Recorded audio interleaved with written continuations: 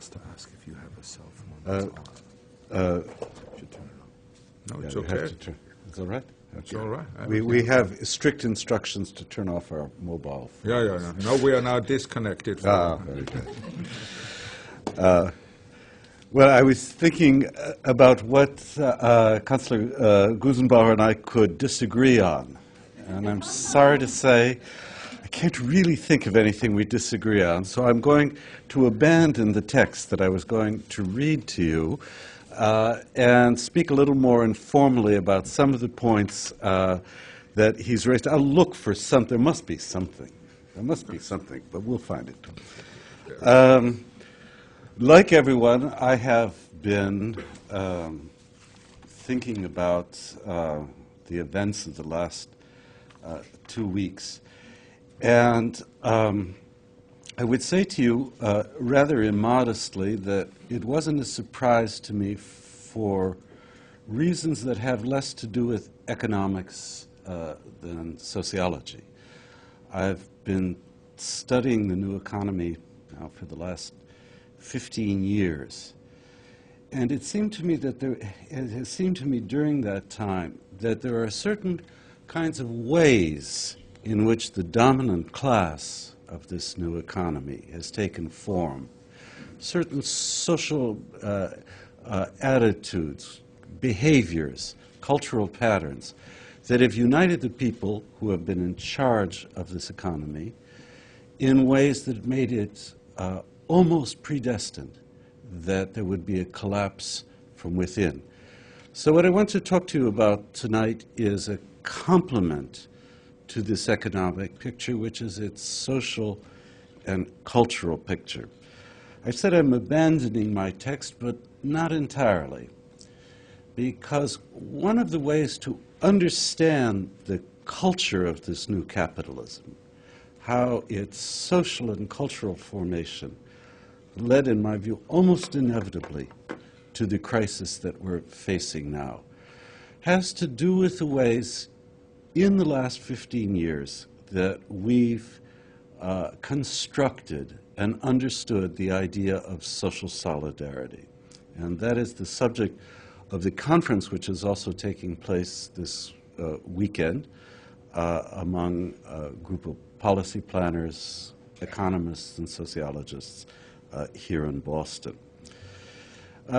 So I'm going to talk for a moment in a way that may seem to you off the point of why you're all bankrupt at the moment, so am I, by entering into the proposition that animates this conference. That is the distinction between isolation and solidarity. I'd rephrase that distinction slightly to say that it is a distinction made between alone and together.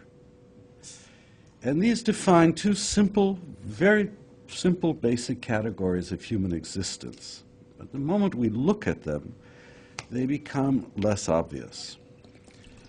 Under the category of alone, for instance, there's a great difference between isolation and solitude. We often talk about the individuating qualities, modern capitalist, of this phase of capitalism, the loss of what we think of in Europe as social capitalism. And yet it's important to distinguish between that kind of isolation and solitude. Goethe celebrated solitude on his Italian journeys in the late 18th century. In the square of San Marco in Venice, he wrote, for instance, that at last I can really enjoy the solitude I have been longing for, because nowhere can one be more alone than in a large crowd. Solitude allowed him to reflect on, to get in touch with, as we would say today, his inner self.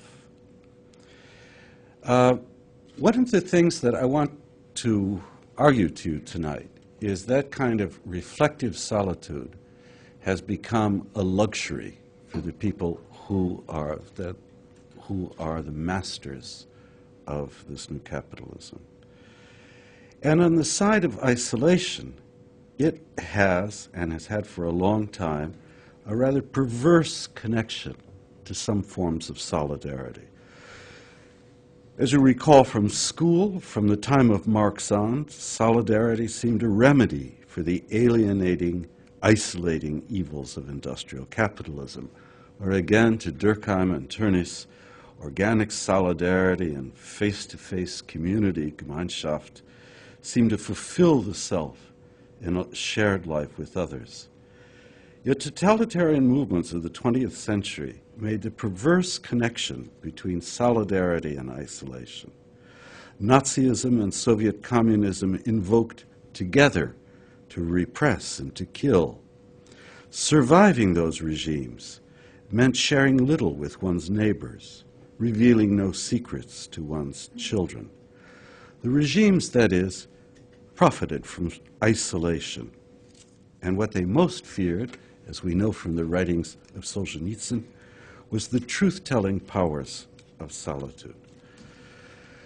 Now, what I want to describe to you tonight is not at this kind of grand and tragic scale of the middle of the 20th century, but a different threat that solidarity poses within the context of the growth of the new economy. And I suppose one way to get into this is to give the phenomenon that I'm worried about a name, and I'm going to call it complacent solidarity. Everyday forms of sociability, of chat and gossip, give and take in shops and on the street, have been self-consciously celebrated as long as sociology has existed. These aren't the sort of totalitarian forms of solidarity. There's something more everyday. What Montesquieu first named socialité, it's an untranslatable term like craftsmanship, and which today is more clumsily expressed as ordinary solidarity, seems the source of mutual stimulation and strength. Yet is this so? Do some forms of solidarity instead dull our senses? In exploring the social bond that we may take for granted as positive, I'd like to focus on this phenomenon of complacent solidarity, one in a way which we can easily recognize once the label for it is explained. An amusing version of complacent solidarity comes from the member of an exclusive club of British rakes in the 18th century who declared, "We know one another so well that we have become bored."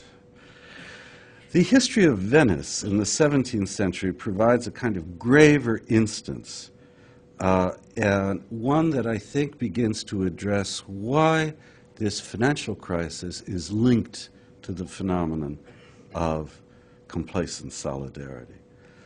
By 1600, the Venetian state had settled into a pattern of elaborate rituals which governed the smallest details of rule.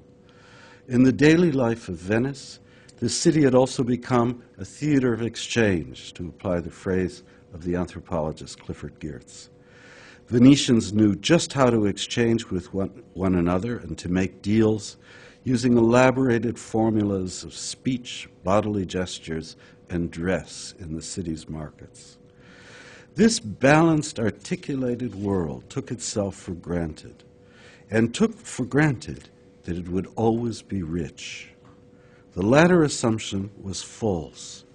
Though content and secure, the city's markets and navy were actually in a process of decline. Its rulers and traders were unable to adapt to change. Indeed, were uninterested in adapting. They had become skilled in relating to each other, and this solidarity bred decay. Now, to me, this moment in Venice is a model for what happened among the elite who rule the financial world in the last 15 years. And in making this argument to you, I should be absolutely surprising. You should say, no, this certainly can't be. because the changes in capitalism in the last 2 generations have certainly argued that complacent solidarity is a disease which neoliberalism is going to cure. As in Rococo Venice, so in modern New York. Entrepreneurial managers have feared entrenched bureaucracy with its familiar routines and daily rituals which decrease the aggressive search for profit. Or again, in something I've written about in my books, the complacency bred of jobs for life has been attacked as weakening the will of workers. Workers who should be bolder, restless, flexible, rather than simply serving out their time in a job for life. Taking this point of view to an extreme, management gurus, I don't mention anything about Boston University, but if you were to travel across the River Charles, you would find 2 leading financial business schools which have people who have argued that loyalty to a particular firm should not matter much to the entrepreneurial worker. These business school gurus, I won't name them, have argued that to rid business of decadence, there needs to be less solidarity, which is to say more individualism, which in turn is to say more isolated striving. Instead of security, anxiety should be the driving emotion for people who want to survive the cutthroat world of modern capitalism. This was the ideology of the dominant capitalist class the last 15 years. There seems nothing self-complacent about it. And yet I would argue from the research that I've done, there was an enormous amount of complacency at the top. It had been turned inside out. For nearly 20 years, financial firms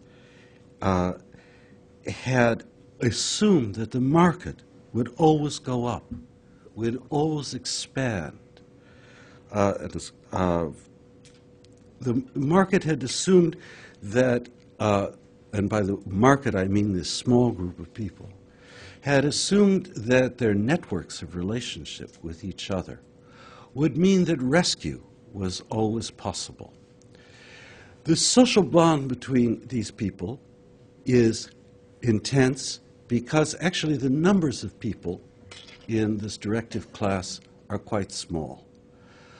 One estimate done by one of my students, which I think she's wildly left-wing, so double this number by 2 or 3, is that there were about 500 to 750 significant social actors in global capitalism. That is, the people who run the central banks, the CEOs of the major financial firms, the leading lawyers who do international business. Let's say she's got it wrong and that it's 2,000 people. It's still a very small group. And this is a group of people who assumed not only would they themselves continue to be rich, but that the system would inevitably be something that they, as a small body of people, could control. That's complacency. That is, that an elite assumes that because of its wealth and its power, it is in control. It's the same social formation, cultural